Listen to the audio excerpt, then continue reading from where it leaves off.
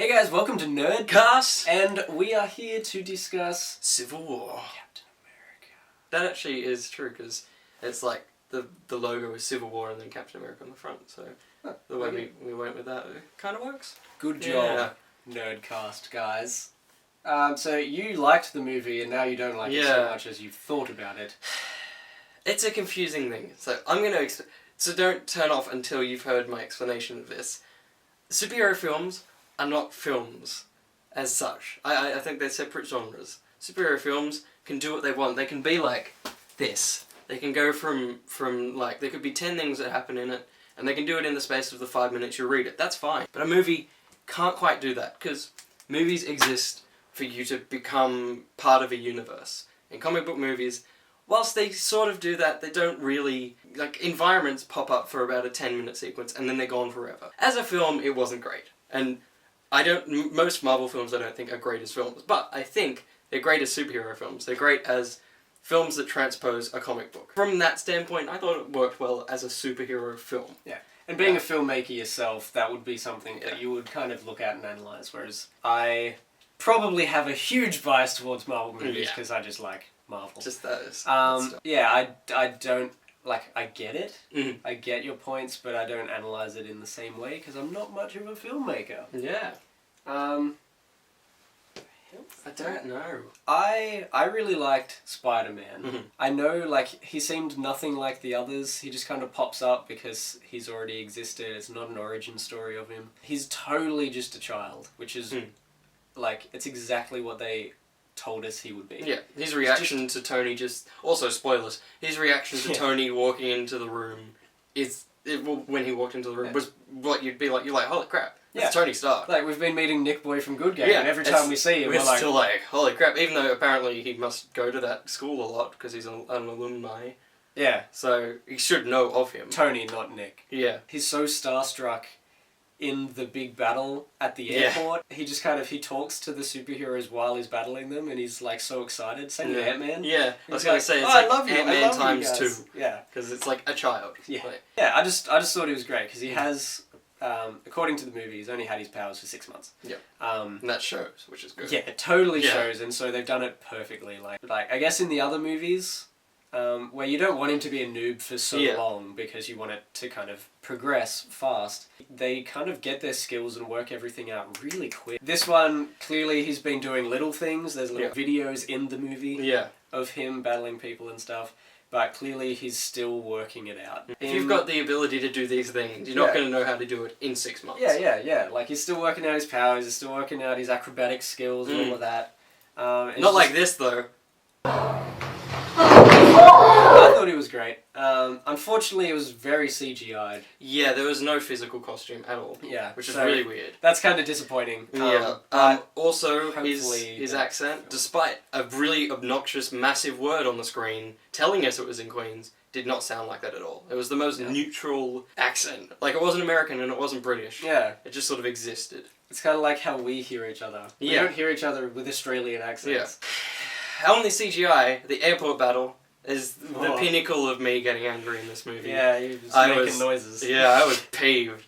Tony Stark's head was on like there must have been like 3 less frames, because his head was moving, and it just it wasn't connected to his body. Jagged. Yeah, I saw it in the trailer and I thought surely that's an early render. And then when it was in the movie, like, it really, talking about being taken out of the universe, that was like, come on. You did that better in 2008. Yeah, that happened. Also the fact that there wasn't an actual airport. There was, like, the thing is, you want to make it, cameras can focus. Like, you can like, if I stand here, it's a bad example because it's not going to autofocus, but he's going to be really blurry behind me.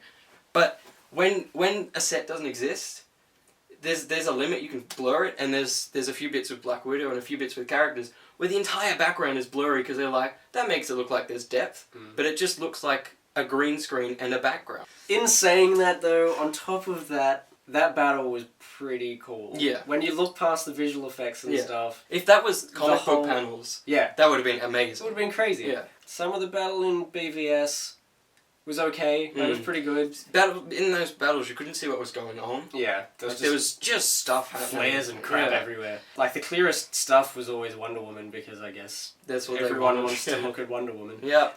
Crotch shirt. I am wearing pants. But yeah, I admit, it was... Like, there were cool things. There was that Star Wars reference that Spider-Man made. Because they're like, we've got Disney, we could do this, it's fine. So good. Yeah, the Russo brothers, which are the directors of this film, did an amazing job at choreographing it so that your eyes could see everything that was happening and it wasn't like shaky cam. Interesting way of transposing the Civil War storyline, in that the Civil War storyline happens for about the first half an hour of the movie, and then the MCU storyline takes over. Yeah. So they go, here is the comic book storyline, we know it exists, we know there's Accords, well, the Superhero Registration Act. We know that exists, here it is, this is why it's called Civil War. But we've had this ongoing storyline with Bucky and Cap, and we want that to be the centerpiece, and then they weaved it all together really well. Yeah, they did, yeah.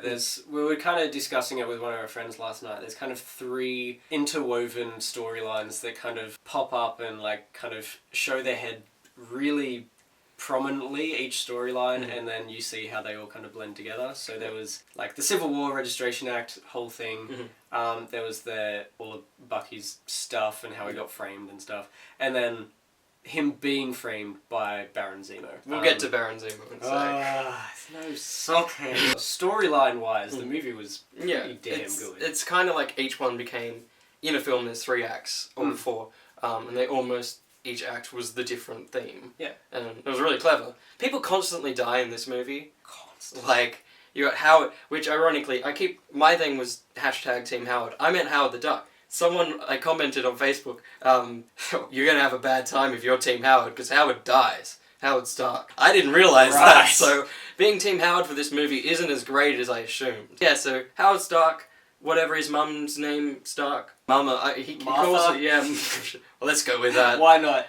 Peggy Carter dies.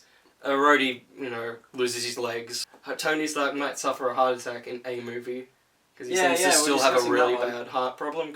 And arm and stuff. Yeah, he keeps talking about his left arm being numb in like stressful situations. So could be a thing. There's so many subplots in this film. There is. Yeah, it's crazy. I was watching an interview with the Russo brothers, and they said they always want every character to have something going on. So because you've got the main Cap and Tony thing, but then Cap's got Bucky. Tony might have a heart attack problem. Yeah. Vision and Scarlet Witch. Tony's got. It's Pepper. Like, he's got the Pepper thing. He's got. Which is just Gwyneth Paltrow doesn't want to do any more movies. There's a lot going on, and then there's Vision and Scarlet Witch, and then Vision himself is like, my Mind Stone is weird. What is this? And then, it's such a weird little discussion. Yeah, and then Hawkeye's like, I'm not retired. No, I'm not. I'm gonna come back now because everyone's decided. I've decided. I always did. Everyone loves Hawkeye after Age of Ultron. He's so great. Yeah. He's never been portrayed in film before, but best portrayal of Vision ever. He's just Vision. Like, he's the comic Vision. Like, his sass in the scene where he's wearing his, like, sweater. Like, it just I love looks that he's like... wearing, like, a sweater. What is that? And when he comes through the wall, he's like, I'll use the door now. I assume that's better. Well, yeah, like, he came through the wall. They're like, why didn't you use the door? He's like, well, the I door saw it is was open. Yeah. So I assumed I could just come in. Zemo. Yeah, I'm not happy with that.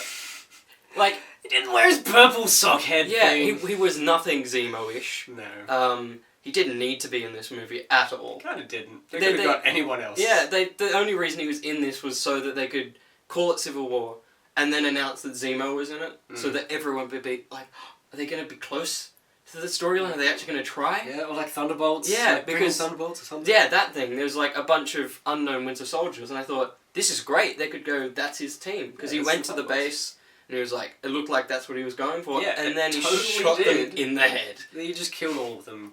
And they were all frozen, so they were totally They defenseless. were already dead. Yeah. Like, they got so close. And my thing, you hoped that in the cold, he'd like... Yeah, just be like, I'm cold. Purple beanie. Head, like, balaclava. I was hoping when, like, they started fighting, one sec, that there'd be, like, a code alert that would be purple. Because, like, in movies, there's always red lights because it's a code red. Yeah. I thought, maybe that base has purple lights, and so it illuminates his face purple or something. That would be great. It would be perfect. Black Panther, amazing. Oh! I think in order it'd be him and Vision would be touching tips for some reason. Apart from the fact Vision doesn't have a penis, they'd be like level in the crossover from comics. Yeah. Like they're just perfect. They're awesome. Like, yeah, he was very like the whole movie. He was very like full of vengeance and like revenge, wanting to get revenge. But yeah, right at the end, he's like, I'm done with that now, and so he kind of becomes the real peaceful, Black Panther, like kind of the peaceful, guardian, nice, like logical one instead of being vengeful over the death of his father, which you know that's gonna be a big thing in your mind straight away. And if you think, oh my gosh, that's the guy that did it, you're gonna go straight after him, especially if you've got a suit made out of vibranium. With his vibranium claws, he scratches Cap's suit, Cap's shield, because and it's equal. Scratched the entire time. So I guess vibranium can sharpen vibranium. Yeah. Or destroy it. Funny thing with Cap's shield, he must paint his own shield. Yeah. Because like I scratched all the friggin' because I watched Winter Soldier and Age of Ultron, and it gets destroyed through both of those movies. But then the next scene it's painted, so does like Cap carry like a paint set with him, and like is sitting there painting. Maybe that's their He's really into Warhammer. Yeah. That's their interpretation of him making his own comics.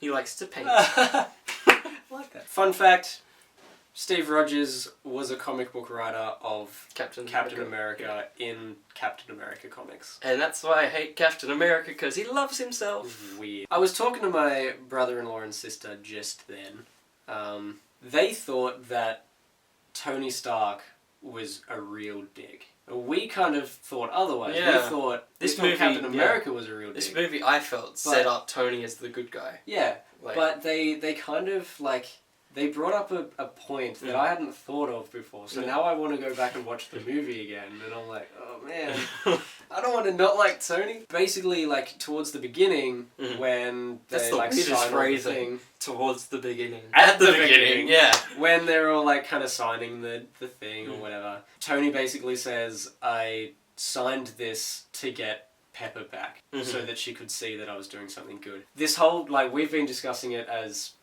Steve's being, like, selfish and an idiot and stuff like that. But then they were like, he's well, selfish as well. He's being selfish because the only reason why he went into this was to kind of prove himself to Pepper to get her back. So I didn't really... I didn't kind of pick up on that. Does that mean that Gwyneth Paltrow being a dick made this movie good? So yeah, now I'm unsure. So maybe they're equal. Like the comic books sort of went more so Tony was the bad guy. Is make them on a level playing field where you actually can choose a team that you can hashtag away with, you know. It doesn't matter. Because that's sort of, you know, the Civil War idea is tongue in mother truckin's cheek. If they did that, I didn't notice, but if that's what they did, well done. It was very subtle. Like, that was a quick thing. Because I was like, why the frick is this Pepper storyline in here? Speaking of Pepper, just because she was introduced in this scene, making young Robert Downey Jr. is outstanding. It was amazing. Basically it looks like there's a shot of Robert Downey Jr. talking with his parents. Yeah. So he's got his little baby face like he did in all of his other movies. Yeah. It looks more convincing, if anything, than the Michael Douglas and Ant-Man, which was amazing as well. Amazing as well. But this took like 30 years off him. We were kind of losing it. Like, wow. Speaking of visual effects, not really visual effects, but piss off with your text. Get that off, man. Oh, what was that? That is just not okay. That's fine in an indie film. Hey, Will, where are we? Will's house. That's going to be the start of the video. Thank you. I was saying to Josh what they should do in comic book films. Because, as I said, these are superhero films. Just in the top corner. One of the top corners for the entire shot until it cuts to something else. Like in the shots where they would have that thing, it's always just like a wide shot of the building or something. Which is what comic books do. Don't put massive text on the screen. It's just like, it took up... Yeah, the entire screen. A third of the screen. It was like... Yeah. This. It's just not necessary. It's just not necessary. It was bizarre. And here's the thing, CinemaSins always says this. If you show an iconic landmark, such as in the London scene, if you show the London Eye, the Big Ben, and Westminster's Bridge in the same scene, you're gonna know it's London. That's enough. You don't need to tell us that. It is definitely enough. Like, if you're thinking... People need to know where we are. Do it in a way that we don't need to be told. Music-wise, it was good. but I didn't really notice it as Breathe. much as... Yeah, no, I didn't either. Yeah, there's some good... Just because I listened to the Civil War soundtrack, it's really cool. If you get a chance, listen to it for the main Civil War fight, like, with everyone fighting. It's very triumphant. Every now and again I'd notice, like, there was music happening and stuff, and then they'd have, like, a shot of Cap, and it would be, like trumpets, like, just a little bit of, like, this kind of patriotic trumpet, just this little tiny, like, sometimes it was big, sometimes it was super subtle. But it was there.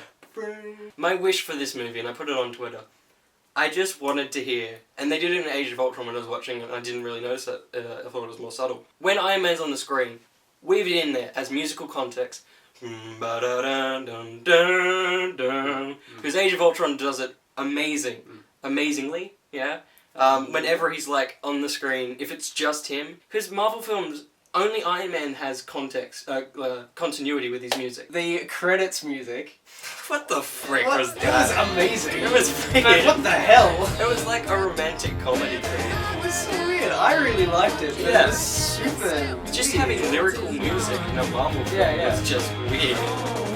Like, like, I don't remember it starting in the credits. I remember a really cool orchestral Civil War soundtrack. Yeah. Turning to talk to someone at my side and looking back, and it was something. It was like a joyous, happy. So bizarre. In Civil War. Put it in your Guardians or your Iron Man films where he's got PTSD, because I'm sure they're happy films. But not in a movie called Civil War. It was super weird. Yeah, bring back like Iron Man 3's finishing soundtrack. What was like popping balloons? End credit scenes could have been better. Yeah, we were saying the first one, there's a mid one and a last one. Mm-hmm. The first The one Wakanda seems like one. it could have just been put at the end of the movie, not like in a credit scene, because usually they're totally disjointed from the movie. Like the Spidey scene. Yeah. It's sort of like, it's a nice stinger to make you go, oh, I want to know more. That Yeah. felt like the end of the movie. But the end credit scene, The Spidey one. much better, and you're kind of like, Yeah. this is cool. Like I just liked That seeing was- Spider-Man It was in Marvel. it was the It was most just Andrew cool. Garfield that he was in the movie. It was, yeah. Just it was like Andrew Garfield Hiding when things and he's stuff. like, Yeah. I don't know what you're talking about. Yeah. No. Like, and if they're gonna base a Spidey Man, can we go with Andrew Garfield and not wimpy Tobey Maguire? I know that Peter Parker is wimpy, but not that level. Tobey Maguire is just the sad person. There's going to be some haters. I don't care. There's going to be one in particular Like- I can think of. Yeah, I know, but look, see this person? This is the latest interpretation of Peter Parker. Cool. He's not what Tobey Maguire was. So Marvel want to go with what's in their comics. You know, that's why Aunt May was a bit younger, because in the comics she's not demon like Maguire looking Aunt May. She's younger. She's not as young as she was in the movie, but she's not a decrepit old woman. No. Somehow she's de-aged. Yeah, and She's also horrifying. he's in this modern time, people are having kids a lot younger. So Oh yeah, fair enough. like They're just kind of just the keeping up age gap. They're modernising Spider-Man, which is They have to do. which like they didn't even try in Tobey Maguire. Tobey Maguire's It movie. felt like a 60s film sometimes. But yeah, it was Anyway. good. It's a good movie. You have Superhero changed movie. now. Yeah, I know. What is happening? It's a good superhero movie. Yes. My point is, Marvel movies for me, I can watch them. They're enjoyable, but they're never going to be at the Oscars, and that's what makes them not good films in general. They're disjointed, but comic books, so they're like that. That's just how they work. As a filmmaker, not a fan. As a nerd, Yeah, a fan. yeah. What they did to bring all, like, almost, barring Thor and Hulk, to bring all the character roster that they've bring in, frick, minus Netflix as well, for whatever reason. Whatever. What they did to bring them all in, to give them all equal time, they did a very good job. Like they all basically had their own stories and stuff. Like Shouldn't been called done. Civil War Captain America. No, just Civil War. Yeah. Or if anything, Iron Man Civil War, because it was his movie. So The only Cap stuff was Bucky. like, Bucky. yeah. So that's probably why, because Bucky only ever appears in Cap. Yeah, so they're like, has to be one of those. Yeah. So, yes, we really enjoyed Iron Man 4 Civil War. We should wrap this up. Yeah. Yeah, I really liked it. It was a good movie. Will liked the superhero movie that it was. Yeah. Superhero movie that it was. Yes. And, yeah, Recommended. Go see it. Don't see Good Batman job. vs Superman. Well, let's just say you can see it probably soon when they re-release it at the movies, R-rated. Yeah. Who's going to go back to see it? Yeah. Well, at least how many people are going to go back to see that to make that worthwhile? Yeah, because they've got to do advertising for that. They've got to do this. Again. Yeah. That's not worth it. With like a little R-rated symbol on it or something. I don't know. It'd be like this, and then an R. V for verse, and maybe an S for verse. Yeah. Weird. Don't see that. See Civil War twice. They should really just release an R DVD. Yeah. Yeah. Don't re-release it at the movies. Who cares? Also, one thing, Black Panther really should be the next movie and not Doctor Strange. Agreed. Because the hype for Black Panther after that movie will be dead by next year. Especially if you're going to release another movie not about Black Panther. When's his? Black Panther? Next year? I hope it's next year. End of next year? Yeah, if it's not next year, they've done a doo-doo. A big panther-sized doo-doo. Poo? I feel like everything poos apart from plants. So... Well, they my poo chair on- just did. they poo- Jesus, man. They I've got like a mucus thing going yeah. on. Plants poo what we breathe. That's true. Upstairs. Or, if you're me, nitrous oxide. Thanks everybody. Bye. Thank you. Thank you. Put your hand there too. No.